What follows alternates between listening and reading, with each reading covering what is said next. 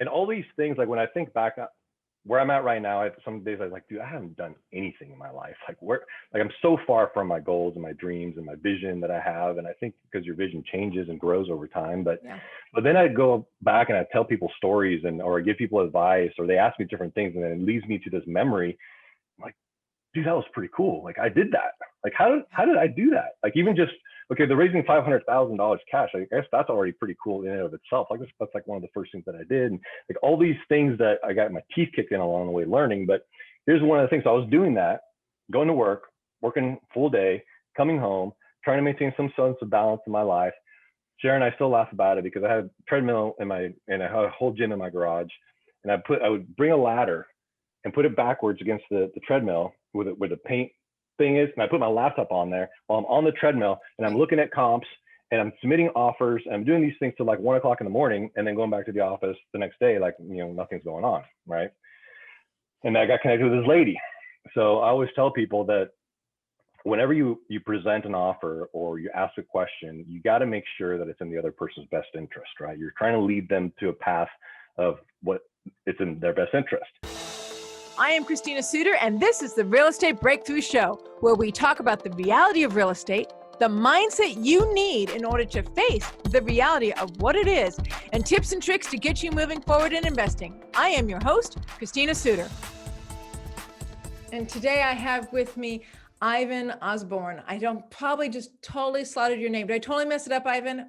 Well, after all these years, you still have a propensity to want to put an S in my name, but it's Oberon. Oberon. See, I told you I messed it up. Okay, Ivan Oberaon. Let me see if I can read his bio and get that right. I don't know. I may not. So you're a private money lender and mortgage lender and top producer specializing in quick closes and successful completion of residential home purchases, fix and flips, buy and holds, bridge loans, rate and term, and cash out refis. Yes, that's a full spectrum of services when it comes to lending. I'm also a partner in a financial education firm. Ivan is also a partner in a financial education firm where he focuses on helping people reduce debt, increase cash flow, and create tax-free wealth and retirement through proper education and increasing rates of return, decreasing taxes, decreasing risk, and eliminating procrastination. Super important. Man, what an mouthful. I'm about to do a show on the topic is how to lose money in real estate. Time. Time. The number one way of how to lose money in real estate is time. All right. So I have extensive experience structuring private money. Ivan has extensive experience in structuring private money and flipping houses in Southern California, Indianapolis, and providing turnkey rental properties in Kansas City and the greater Dallas, Texas markets. I began his fix and flip career business by solely working with the private money investors. You also have an insurance industry background of nearly 13 years. Making you very good at risk analysis and loss prevention specialist. Received Agent of Distinction Award during this year tenure. You are devoted. You are the president of your local Toastmasters Club, which doesn't surprise me at all. Throughout my career, you have underwritten well over 100,000 transactions and have personally been involved. Just 1,000. Oh, just 1,000?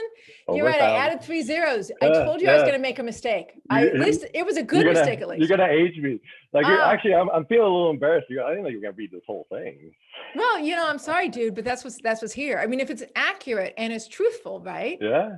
Then it is what it is, right? So you got to live up to it. So you've underwritten well over 1,000 transactions, personally been involved in over 300 renovations, been featured on Private Lender Magazine, Community Investor Magazine, Realty 411 Magazine, Investor Quarterly Magazine.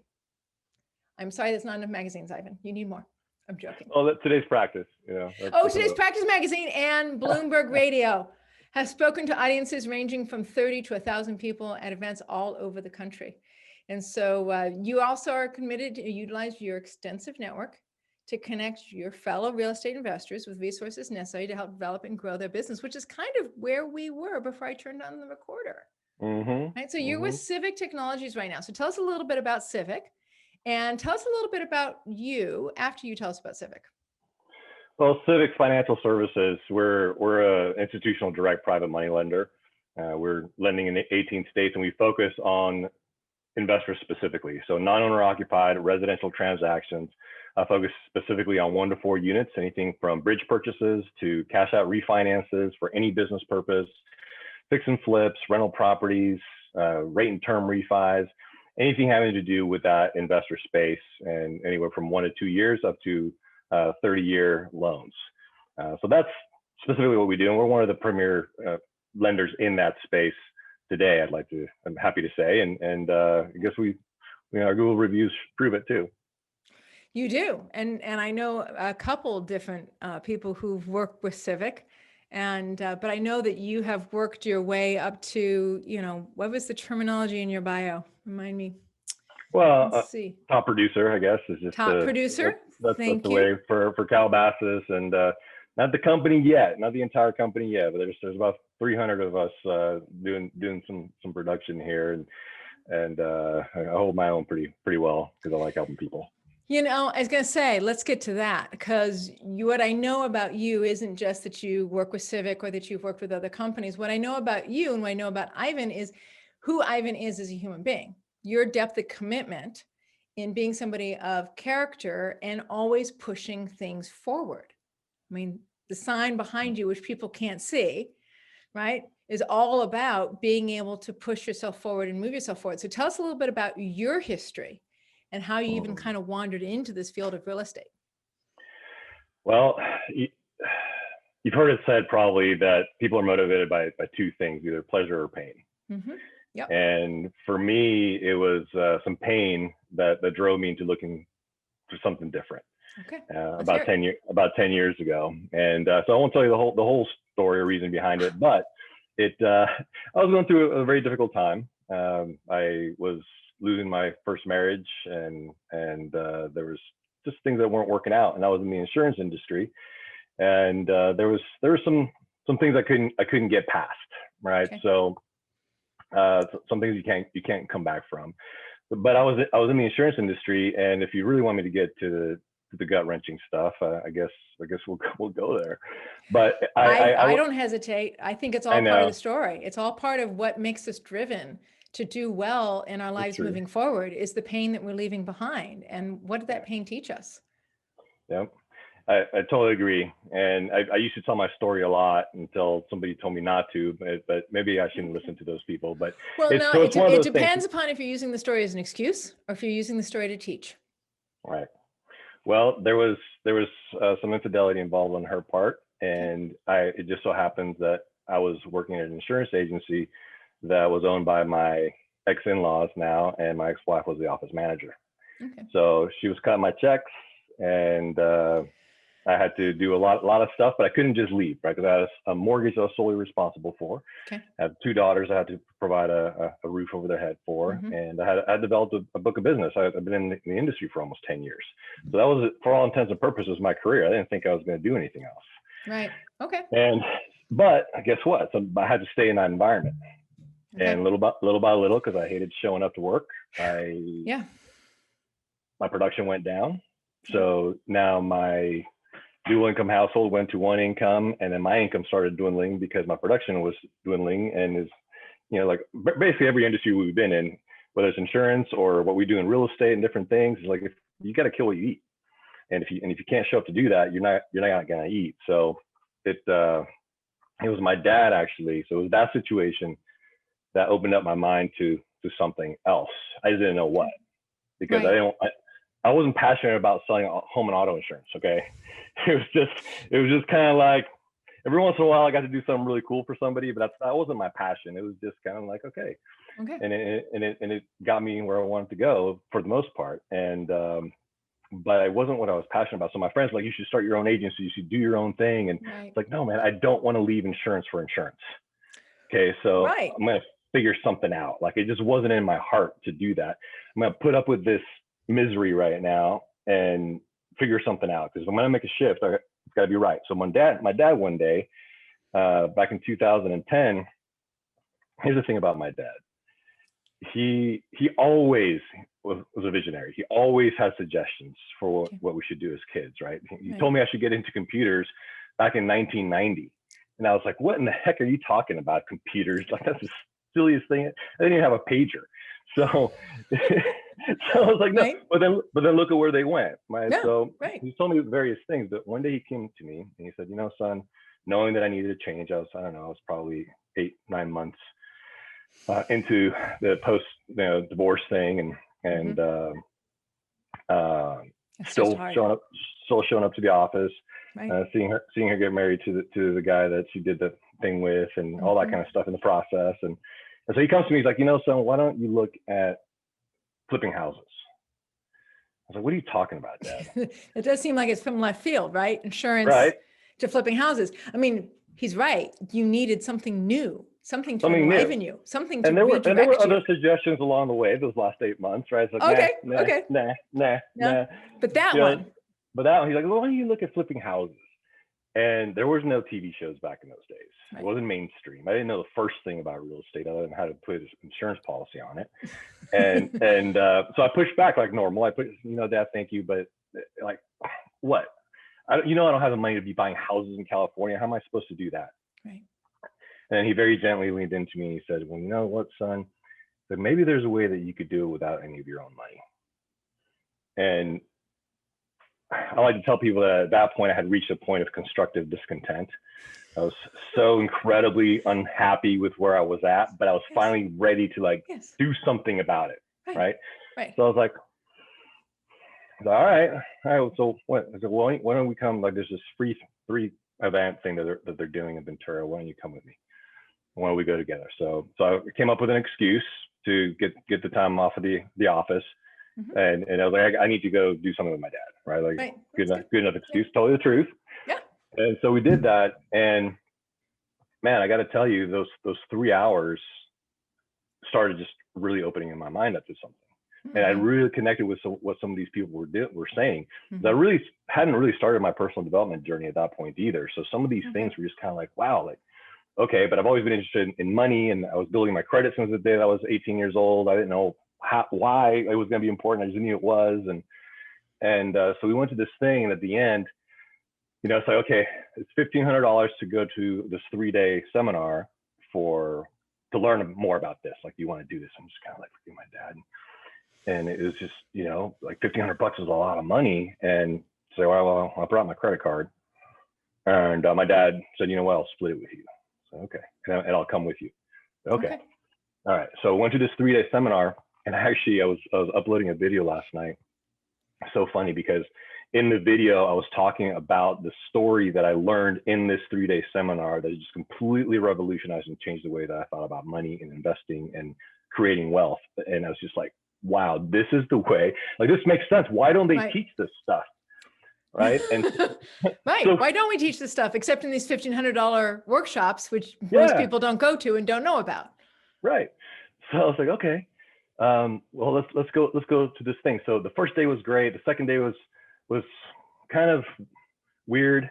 You start feeling a little something, but it's still good education. The third day was okay, but then at the end of it, they hit you with this $60,000 bigger, better, badder thing for this, where you're really going to learn. Because at the end of it, it's like, okay, I learned a lot of cool stuff, but I still don't know what the heck I'm doing. Like, exactly. There's no way for them to feed you enough. What do you do? Right. Exactly. Right. Yes, I understand. So, long story short, I ended up figuring out how to make it work, because it was either go back to this life of misery or figure it out. Right. And I figured it out. I created a partnership. I talked to some other guy that was there. I beat up the seminar sales person. Like, we made it work, and we went and made it happen, and just took the chance, right? Yeah. And so after I came out of that 3-day seminar, and I committed, I'm still doing this all covertly, by the way. I'm still working at the insurance agency, right? Right. Yeah.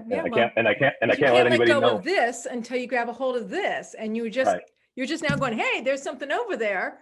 Yeah. I really want to grab a hold of that. What's most important is that you've made the decision, right? And the commitment to say, I'm out of this. This is freaking painful, and I'm going to choose to move. And I now know where I'm going. And take a risk, right? Take a risk. Never done it before.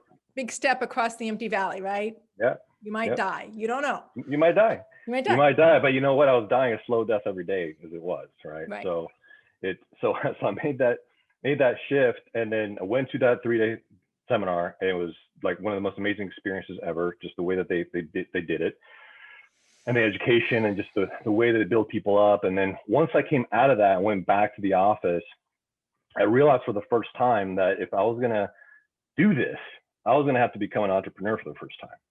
Even though I was a duly licensed agent, I was an independent agent, all that kind of stuff. I still really worked for somebody else. Clocked in and clocked out. Yep. Yep. And clock in, but I was expected to be some certain places. There was performances you had to meet for them versus for you. There was expectations for them versus just expectations on yourself. Yeah, and what's worse is that I was one of those people that was proud to be able to leave work at work.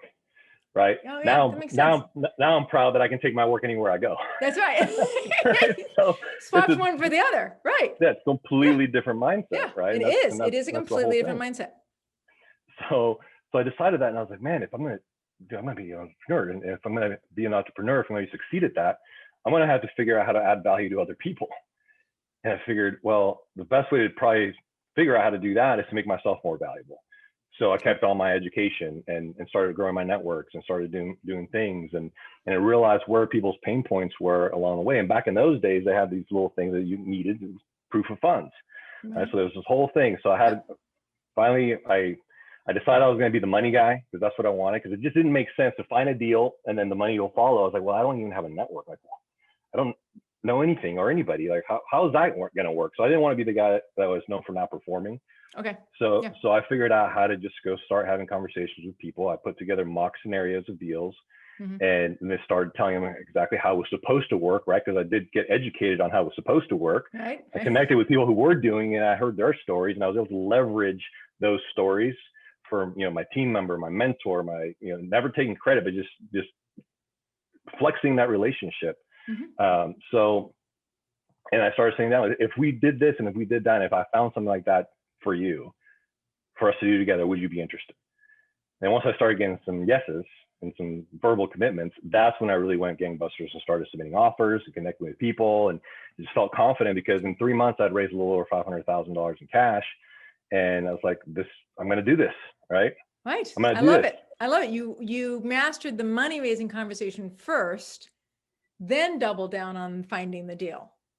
That was my path. And it's kept me on the money path the whole time. And here's why it has really helped me, because the way things worked out for me, I never really had the opportunity that most people want when they get into this. Is like, I'm going to go manage the house, manage the project, oversee the contractors, all that kind of stuff, which, by the way, I realized that like babysitting contractors was not my strong suit. So it's okay for somebody else to do that. Not mine either. It gets not mine. Just letting you know. Not mine either. And so there's perfectly good people for that.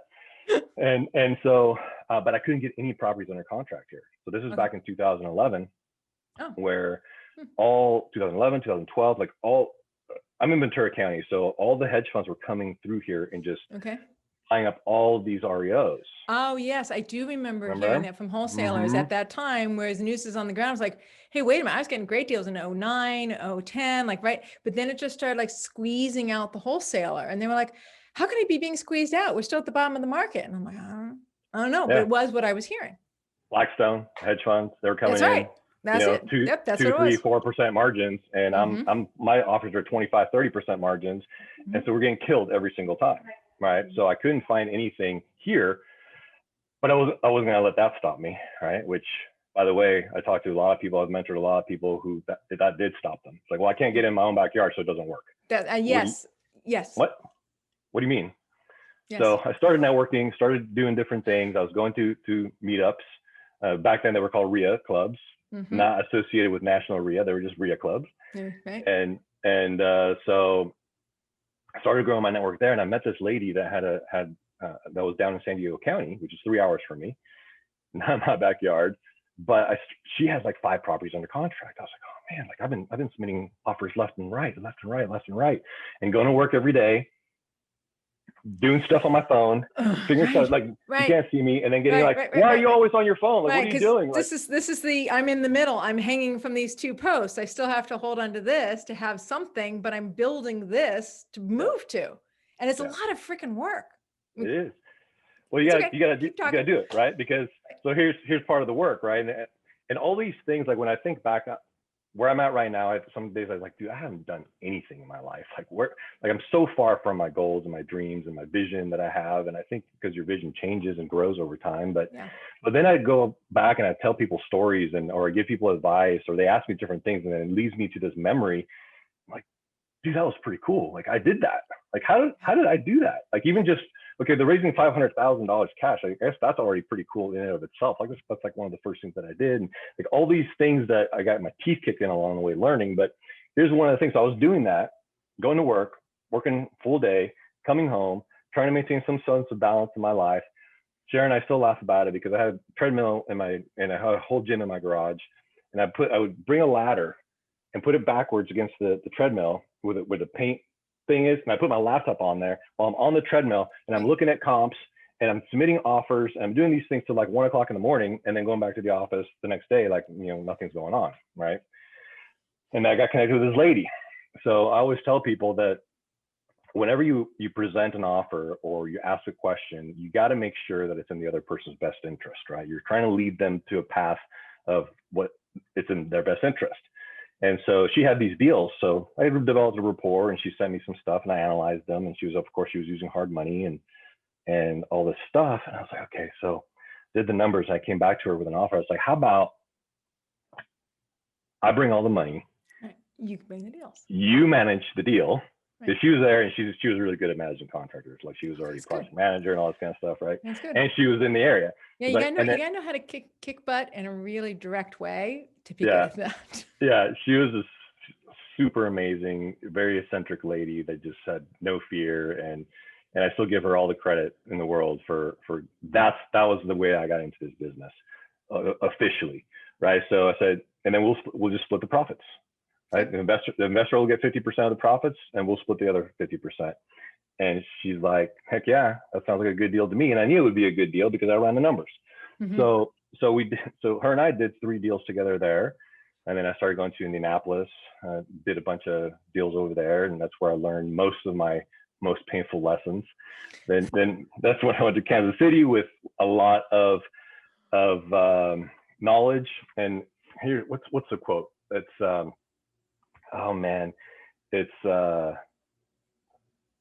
gonna think of it in a second, but basically what it means is that through those mistakes, through those things, and taking action, that's where the lessons come from, right? The mm-hmm. mistakes, the pain. If you do those things quickly and you can continue to accelerate forward, it leads to education and acceleration, mm-hmm. right? Because that's where the education comes from if you take it that way. So I kept doing that, and then. Man, I don't know how long you want me to go on this, like, genesis. No, you're doing great story, because as you can see, I'm focusing both on the real estate tips and tricks, but also the growth. Like mm-hmm. you made a decision. There was a decision that you were never going to go back.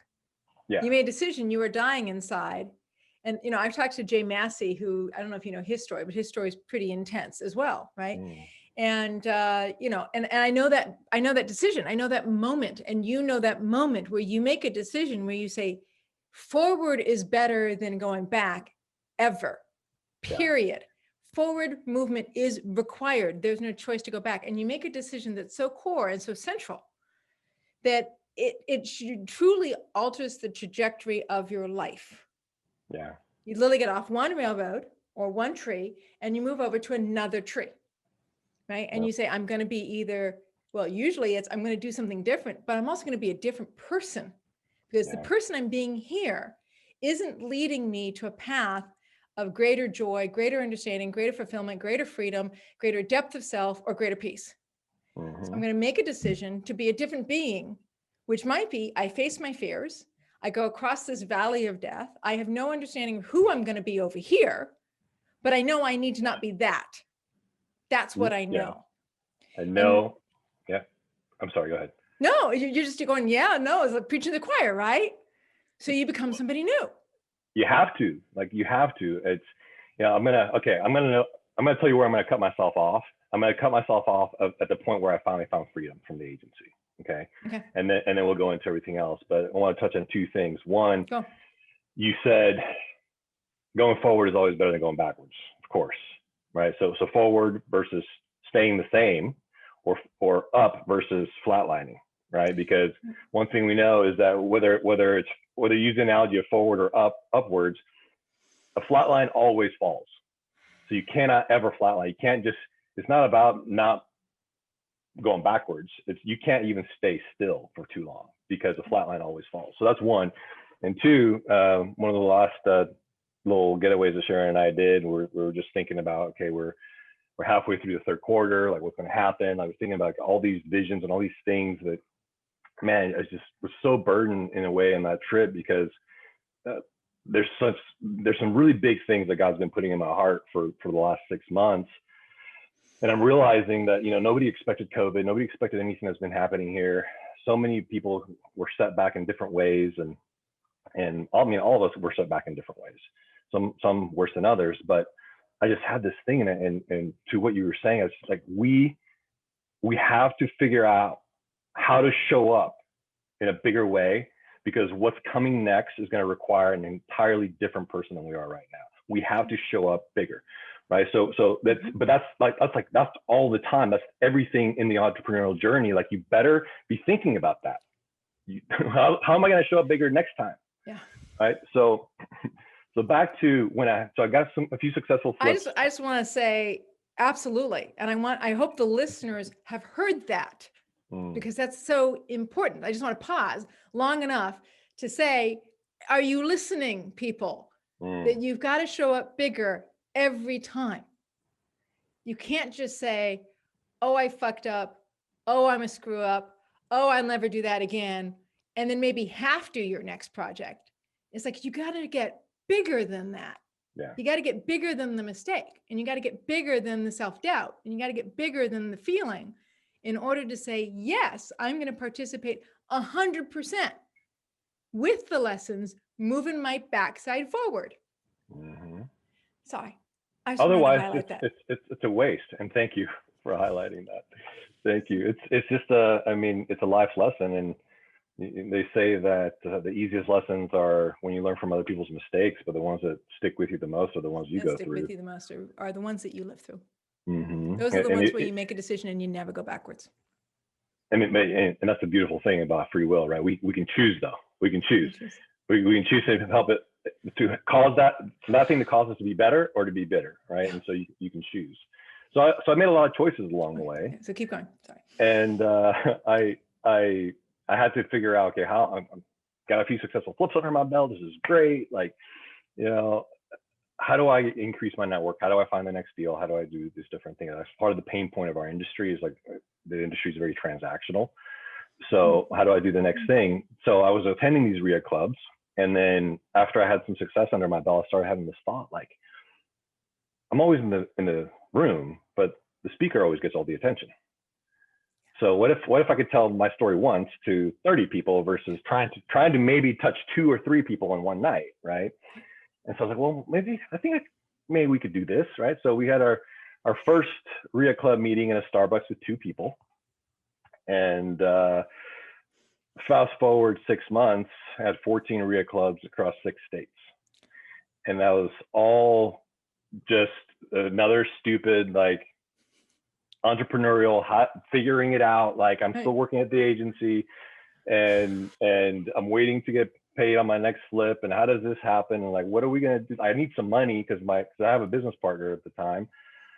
And funny story is that the guy that sold me the seminar course, the big one, ends up finding me after I'm already successfully flipping houses, and he's doing a thing for a different company in town. And I go, oh, dude, let me come see you. I had like such admiration for this guy. I thought he was like this real estate guru. Turned out he wasn't, but he saw what I was doing. He said, dude, I hate the seminar industry. Like, we need to figure out a way to work together. So long story short, we ended up partnering up, and then he quit the seminar business altogether, his only source of income. So I'm like, shoot, like, so now I had to figure out a way to try to feed him while he helps me, because he was really good at marketing and different things. So, right. So I was thinking, like, okay, so I did this thing, right? We started these clubs. I have all these resources. I have investor presentations and deal calculators and different types of rehab analyzers and all this stuff that I created for myself. And I was doing stuff, speaking to people and giving that as value to my members. And so I thought, like, maybe somebody else would want to do the same thing that I did and that we did. Like, maybe they want to be the ones in front of the room. Okay. Maybe, how about, so we had created some kind of a reputation, a little bit of a brand, and we just started saying, like, started having conversations with people, right? Just honest conversations. And what if, look, we'll provide all the resources, the marketing, the branding, the logo. We'll come wherever you are and have your first meeting for you so you can see the flow. And anything that you produce out of that club is yours to keep. But if you sell anything there, you're going to give us 50%. Because back in those days, there were still a lot of people were still selling, right? So like any deals, any investors, anything come out of the club is yours. But if you're going to have speakers selling crap, which I wasn't really a big fan of, you're going to give us 50%. And we're like, all this for the low price of $5,000. We'll do that for you. Okay. So instant club. Club in a box. $5,000 club in a box. Set it up for you. And somebody said yes, Christina. Somebody said yes. Okay. I was like, holy smokes! Like it's a turnkey club. Instead of a turnkey property, it's a turnkey club. Here you go. Is that how you just create money out of thin air? Like I guess so. And so. Yeah. So we did that. We had a few conversations, did that a few different times, and then we upped the price last time, and that led us to our first real estate like the big real estate investing seminar. Well, I mean, it was big compared to what we had ever done before, but it was actually Linda Pelagos Realty 411 event. Oh yeah, I know that. And it was up in San Jose, and somehow we're showing up, right? We're showing up, we're studs. But we're nobody, right? But we're showing up. And you're committed. That's right. We're committed. We're confident. We're gonna do this. And then she comes out of nowhere, and she knew Pete better than she knew me. And but she says that she has somebody that wants to meet us and wants to introduce us to. I'm like, really? On the inside, I was like, really? And on the outside, I was like, well, of course they do. Like, yeah, why not? Like, where are they? And so little by little, so we go into this room, this big room, but it was empty. Just this guy and somebody who worked for him. And we sit in there, and his name was Michael Wrenn, or is Michael Wrenn. And we sit down, and I have no idea who these people are, why they want to talk to us, anything like that. And he starts telling me a little bit about who he is and what he does, and investors and why he's there, and that they've taken notice of what we're doing. I'm like, how in the world? So this guy's in Kansas City, Missouri. How in the world is he taking notice of what we're doing? Two little guys are doing over here in Southern California. Right. Yeah. And then he starts telling me about insurance.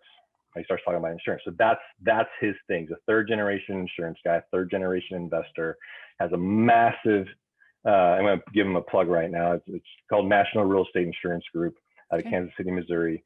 They focus 100% on investors. They're such a big agency that they're practically an insurance company, but they insure something like 70,000 rentals, and they do fix and flips all over anyway. So he starts telling me about insurance and really trying to pitch me on stuff like, yeah, you should really consider using us and this and that. I stopped him. I was like, look, I don't know this guy from Adam. Okay, he became like one of my dearest mentors, and I have the highest level of respect for the man. But at that time, I was just whatever, right? And I was like, look, I did my research. I have an insurance industry background too. I'm still in the insurance business. Like, I knew when I made this shift, I was going to need to find like what I had access to wasn't the right thing, and I blah blah blah blah. And they do this, and they do this, and they do this, and he sits back with a grin, and he's like, "Are you sure you're not insured with me already?" And I was like, I don't know, does so-and-so work for you? Whoever my insurance agent was at the time. He was like, yeah. So here I am trying to pitch him on his own company instead. So he was just like, he loved it. So after that event, I get a call from his business partner. He starts telling me all about this whole thing that they have. It was just like, my head was about to explode because he told me everything that they're involved with. Such a huge philanthropist. And at the time he had like 39 different companies and like all this stuff. I was just like, But at the end of it, the only thing that really stuck was, and we'd like to invite you to come to Kansas City and have a conversation. So I was like, oh, okay. Well, let me see how I can figure that out, right? Because again, I'm so covertly building my business at the agency. Right. My partner didn't care. He was already off. He could do whatever he wanted, right? So we went there, and then this is where all this stuff happened. I started talking numbers and what he wanted, and essentially what he wanted to do, he was trying to create an education company for real estate investors. And he felt that what we were doing with the RIA clubs and different things was a good platform to launch that off of rather than creating something himself and competing.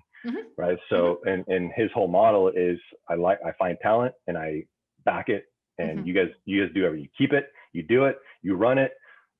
You're the one behind it. We'll just do the resources. Right. And so everything's sounding great. And I was like, oh my gosh, like what is happening right now? This is amazing type of thing. But then on the last day, it came time to, okay, let's figure out this plan. We're going to need you to travel here and travel here and travel here. You're going to set you up over in these different places. And then I had to come to like a real come to Jesus moment, because at this point I hadn't told them anything about my situation. And I had to take a risk, right? Every time entrepreneurs always have to take a risk. That's right. And I leaned in at that time and I told them, I was like, I have to tell you that this is the situation with the agency and what I'm going through with my family, and they don't even know that I'm here right now. And like, he can do whatever, but it's going to take me a while to build this to be able to. And so, you know, what Tim says, and this is when God's so good, he leans into me. He's like, all right, I mean, well, you know, it sounds to me like we just need to get you the hell out of there. That's right. That's the answer. Okay. Yeah.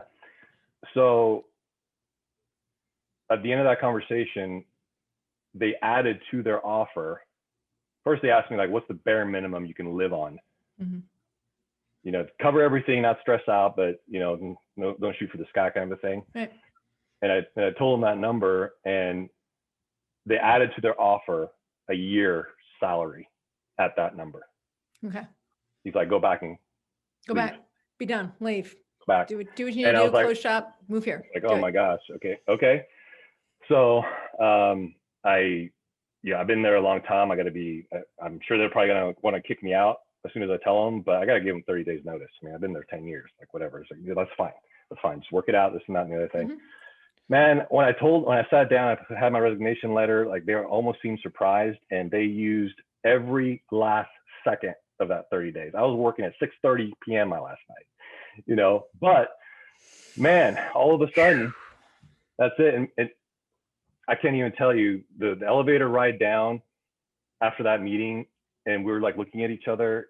I mean, we were just like two stupid little kids. Like as soon as the elevator doors closed, we're like, what the heck just happened? You know, like what is going on right now? Wait, our whole life is going to change. Yeah, because of course they're fair people. So guess what they did? They gave my business partner the exact same deal they gave me, even though he was already gone. Ready and I was like, we're gonna make everything equitable. Right. So, and so we had each other's back for a long time until that partnership had to end, and we're in good terms and everything still. We just went different paths and different ways, but that's along the way. Like that's how I finally broke free of that, and all without a net, all like still, man, there's been years where I look at the end of the year and I look at my tax returns and I look at everything else, and I'm just like, how did we not fall behind on anything? How did we make it? This doesn't even make sense.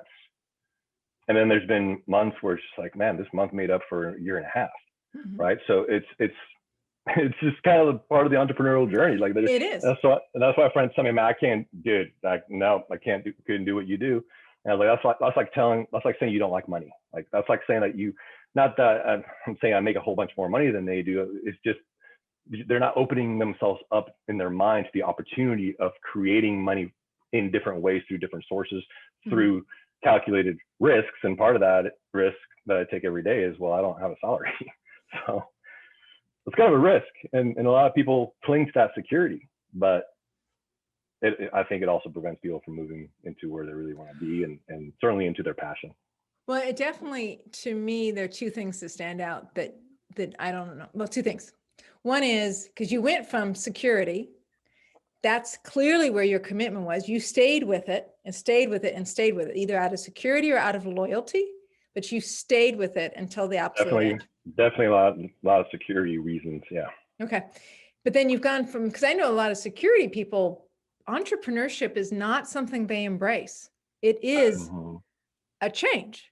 I mean, it literally is flipping the mind 180 degrees from I have security and I work for them because what they give me is security, but not necessarily joy. and not necessarily freedom. You flip it to, I have freedom to follow my joy, freedom to create something new, but I now need to challenge myself on a daily basis with a risk I don't always know. Yeah. I mean, that's a flip. That's a personal growth flip. That's not just a financial flip. That's that's an internal mindset flip of being able to go from, because, you know, I always have these questions in my brain when I'm doing my shows. And one of those questions is, what does it take to be engaged in real estate? And to me, it's the entrepreneurship that you need to have in order to manage the risk, in order to be in love with what you're doing. Yeah. Otherwise, you would stay with a 9-to-5 job. And there's no complaint, right? We need people to be in 9-to-5 jobs who can do that, so that that's consistent, right? So I'm not judging one or the other. I'm just saying real estate is a pain in the patootie. My current word for a pain in the ass is a pain in the patootie. Real estate is a pain in the patootie. My daughter, she's 10, right? Yes. And, you know, and what is it that keeps us showing up for it, right? And you've described, there's a flip in the mind to go from a job to entrepreneurship, which effectively real estate is. Yeah. And then, so you must be sensitive to that, because you're one of those people who did that flip. And you got to continue to do it and expand it. And it's interesting that when I bring new associates and agents into our financial education company, when I onboard them and take them through just different things and do what's called a fast start, one of the things that I go through is 5 reasons people fail, or 5 reasons you could fail. And the number one reason that we focus on is lack of personal development. Right. If you're not committed to daily personal development, continual personal development, Tracy calls it the K9 principle, continual, never-ending improvement. If you're not committed to personal development in this space, if you want to be an entrepreneur in any space, you're going to fail, or you're just not going to reach the potential that you have. You're not going to keep growing. But more than likely, you're gonna stop along the way, because when it does get hard, it's that personal development, that character development, that all that stuff, the fortitude that grows inside of you through that personal development, that will give you the strength to keep going and be like, okay, what's next? Like, what I got to do? You know, you have to become a problem solver. You have problems, new solutions, right? New problems always show up. They always show up. The other thing, and I'm super curious about those 5 things, and the personal development, I think, is amazing to me that you put that first. I don't know that I would disagree with you. I might do that as well. I don't know if I'd be brave enough to put it first, right? To demand that of the people around me in my world. I'm demanding when I run my club in a particular way, and I know I am. I even get teased by other club members, other club runners, for like the way I run my club, because I constantly declaring a certain culture in my club. And if you don't like my declarations about the culture of this club, you don't have to keep coming. Yeah. You know, and that's one of the reasons I love going to your club, right? the way you run it. I declare culture, and if you don't like my culture, that's fine, right? Yeah. So you do it better than I ever did. I'll tell you that much. I don't know. But so I'd love to know what some of the other things are, because a lot of people talk about why, and what you've put in there is commitment to personal development. So that when you're knocked on your ass, oh, excuse me, I said the word, when you're knocked on your patootie, right, you can stand back up again, right? So that's 1. 2 is, there's such a difference between the insurance agency and Wrenn, Mr. Wrenn, who moved you forward, who treated you with respect and faith and confidence, versus treating you with, you could say, disrespect, but definitely not faith and confidence and goodwill. Right? The focus was not on you. The focus was on what they could get, or the focus was on how they could make you work. Right? Whereas he approached you with, how do I back a winner? Yeah. Right? And that's automatically a statement of faith. Yeah. Right? And respect. Are you now super sensitive to that? Because to me, we're dealing with people and developing a real estate team, right? I feel like I have both on my teams. I have people who can be very narrow-minded and very cautious, and sometimes more focused on what they can get, or focused on staying within a particular slice, if that makes any sense. I'm trying to put 2 different personality types together. I apologize. I should probably be more distinctive. There are people who are much more linear and much more, this is what I do and this is the box I live in. Yeah. right? They're not necessarily takers, but this is the box I live in, right? And then there are people who are like, no, we're moving it forward. We're creating solution sets. We're constantly working. I had this one guy, my designer, who I've used on my 5 flips I've done here in Southern California. And every time I love talking to him, because every time I talk to him, I'm like, oh, there's a freaking problem. And he's like, great. Okay. So what's the solution? Right? Or if he calls me, I'm like, okay, great. What's the solution? Like, that's the concept of being able to move forward in real estate to me is, can you live with constantly finding a solution? That's the mindset that is required to remain in, let's at least say, let's put it this way, maybe not even just successful, maybe just sane in the field. Right? Is the capacity sticking with it. Right? To keep sticking with it and to not go, screw it, I'm going to leave this thing is a pain in the patootie, right? Is the solution set, the winnings, I'm looking towards solutions, I'm looking for progress, I'm looking towards, and not maintaining this didn't work, who can I blame? Oh my gosh, yeah. Right? Lack of accountability is one of the things that just gets me. Just drives you crazy. Yeah. I try not to let anything drive me crazy these days, but yeah, it's just kind of like I just can't abide it. Okay, so we've talked, I think, almost like 45 minutes here. And I know I didn't ask you a lot about Civic, but I because the purpose of the show is real estate breakthrough, what does it take to break through using real estate as your vehicle to your success? Yeah. Right? I think we've covered that pretty solidly in the 45 minutes we've been talking. But stories. Huh? We're just telling stories. We're just telling stories, but we're telling stories about what it takes to lift yourself up and to keep moving forward and to be dedicated and committed. And so I want to ask you more questions, but I think I have to stop. So we'll pick one or two. I'll try to be fast. Pick one or two. So just weigh me down. The 5 things that you say, personal growth is first. And I love that you put that first. So what are those 5 things? Inability to take a rejection. Okay.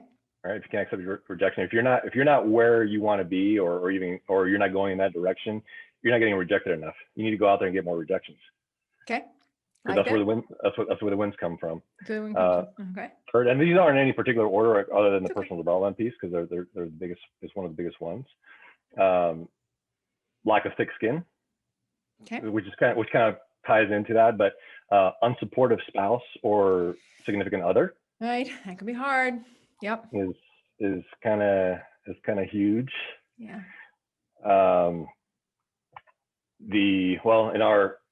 In our field is or in this particular thing that we're talking about, you do have to get licensing. Yeah, you have to get a license to get paid, right? Okay. So just lack of follow through and commitment, and not being coachable. Not being coachable. Yeah, I should have seen that one on the list. We got to be coachable. And that's hard. It's actually personally hard to remain coachable. Yeah. I'm actually a pretty coachable person, but since I coach people and since I get coached, there are times when I'm a little like, today, I don't want to be coached. Right? Today, I don't want to hear the better answer. Yeah. Leave it alone. And I made the mistake. I got caught on my heels by one of my mentors in the business, and I had to do an assessment. I was going through this thing called Elite Circle, and I had to do an assessment. One of the assessments had to do specifically with rating yourself on your own coachability, like how coachable are you, right, on a scale of 1 to 10. And I totally flubbed it because I marked myself as a 9, and it's like, you're not coachable. You're not coachable if you're a 9.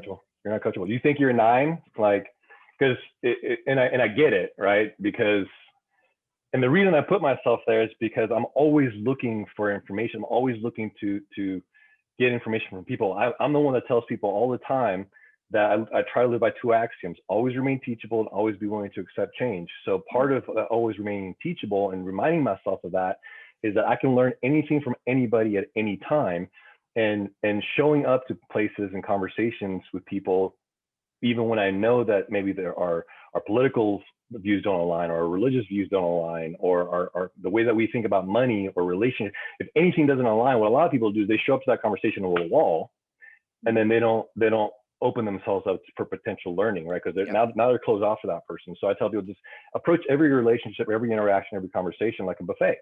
Take Mhm. all the information, and guess what? Only take what serves you. Right. But at least you got it all. At least you got it all. At least you didn't block it. Yeah, at least you didn't Yes. block it. Yeah. And in this time of where we are in 2020 across so many different dynamics, I think that's huge. It's a huge concept Yeah. of being willing to sit at multiple tables, hear multiple points of view, and take from the buffet without blocking and deciding and demanding Mm-hmm. that your view be the only view that exists in the space. That's right. Just saying. That's the closest I'm going to get to a political conversation. So, Ivan, how do people get a hold of you, and how can people help you, or how can you help people? Because we've been spending so much time focused on the mindset piece, which I know is big for you and is big for me, right? And very big for you. I don't know if it's bigger for you than it is for me. I'm just not as verbose about it, right? Because I focus a lot on technique as well as on mindset. And I love that you just speak it, baby. Just speak it. You're a lot more polished about it than I am. That's for sure. Again, I'm not so sure, but that's good. I do try to. I actually slided it intentionally. I had I'll tell this little story, but then we'll go back to this. So I was at my meeting, and I did my opening from my meeting, and I did the whole blah blah blah, and I walked everybody through it, and then we had our speaker, and da da da. And the guy walked up to me at the meeting. He's like, "Christina, this is actually like a meeting based in spirituality. Like, why aren't you running a spiritual meeting?" And I'm like, because I run a meeting where people can approach the concept. If I ran a spiritual meeting, I'd only be teaching to the choir. Yeah. When I run a real estate meeting, I open a conversation where people have the opportunity to hear something greater as a possibility for themselves. So yeah, it's a spiritual meeting if you want to call it. It's a personal growth meeting if you want to call it, right? It's a pay it forward. Every man is valuable, whatever you want to call it, whatever you want to put in the space. I'm not going to define it for you, but I am going to try to call you to that. Without in a stage that is not polarizing.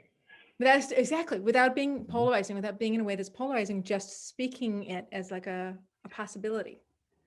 Yeah. Right. And I'm like, no, I don't want to run a spiritual meeting. I want to run a real estate meeting where I help people with freedom, transformation, and abundance, because that's what I care about. Yeah. Right. And freedom, freedom and transformation happen in spiritual meetings, but abundance doesn't always happen. But it happens in real estate if you can be free with it and you can allow yourself to transform. That's right.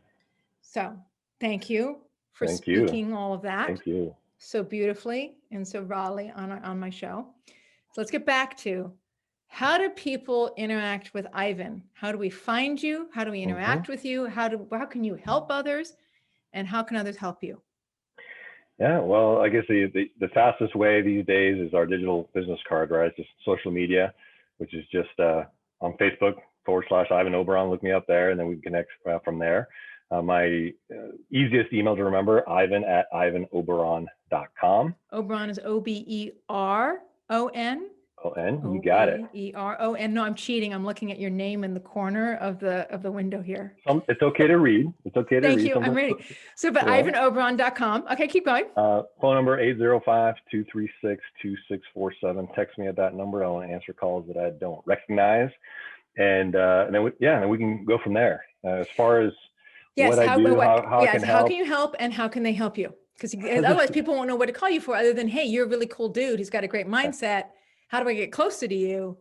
Tell them, like, what do you have to offer, and how can they help you? The condensed version is private money and conventional mortgage, residential real estate 1 to 4 units.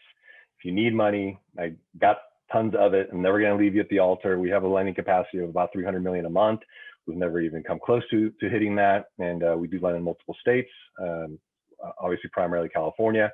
And then on the other side, in the financial education side, I do 2 things that I can help or you can help me. Is in one hand, I help families and businesses with their investments and insurances, and ensure that their investments in retirement grow tax-free forever and are protected 100% against loss. That way people can build a solid financial foundation. And on the other hand, because of my partnership with a financial education firm, I'm always looking for people to bring on apprentices, new associates, and teach them how to do what I do. Okay. So there's an opportunity there. And guess what? It's been busy particularly because of COVID, because a lot of people have been furloughed, laid off. Our model is structured in such a way that people can start part-time and start making money pretty quickly. So, and that's the business that I support my wife Sharon in. So love to connect you all with her too, because she's building a fempire, and so she needs people. That's good. That's good, Ivan. That's good. You are a tremendous human being who just keeps applying himself. And I never quite know where you're going to land, because I've known you, seen little windows of you over time. Yeah. Right. And I know that some really great corporations have seen your value and have been stupid enough to not hang with you. Personal opinion. But it sounds like that you have landed somewhere that you can truly leverage, allows you to help others, allows you to pay your own bills while you're doing it. It's a win-win. There's a reason why it's a win-win both ways. Yeah. Right. And I just so appreciate the being that you choose to be. Thank you. Thank you. And I think we get little glimpses of that we're doing the right thing. I get it from my daughters every once in a while. It makes me totally cry. They do something for me, or they do whatever. But right now, to what you just said about the businesses, in the last 6 months, I can't tell you a season in my life where I've been more heavily recruited by multiple companies out there. And it feels good to be wanted, right? I think we all as human beings want to be liked and wanted, regardless of where it comes from. Yeah. But it also feels good to say thank you, but no thank you. I know where I am and I know where I'm going. I'm good right now. Thanks. All right. Thank you, Ivan. Thank you, Ivan. I was trying to say your Christina. last name and I messed it up. Thank you, Ivan Oberaon. I so appreciate it. You're currently with Civic Technology. They are lucky to have Civic Financial. Thank you very much. Civic Financial. I think they're the Civic Technologies, but I'm not IT. I'm sorry. I often make mistakes, so I just have to move forward in life. They're lucky to have you. Thank you so much to my listeners. You've been listening to Real Estate Breakthrough with Christina Suter. Check in next week for another show. All right. Bye all. Bye.